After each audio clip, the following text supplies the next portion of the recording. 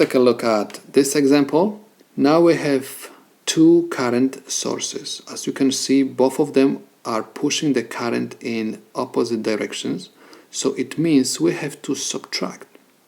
Okay, if you have difficulties to see what's going on, you can just simplify this a little bit and draw the current sources next to each other.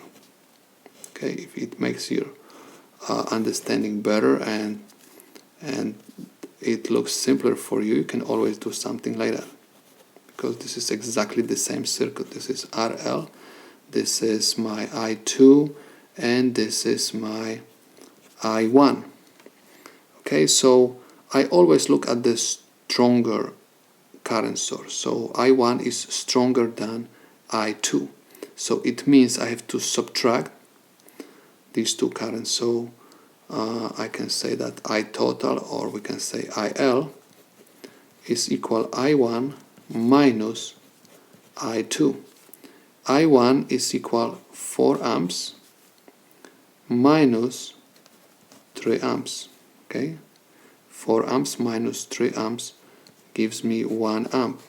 And because this current source is stronger, so this current source is going to dictate the direction of the current in the circuit. So the current is going to flow this way. Okay, so this way. Okay, so this is the solution to my problem.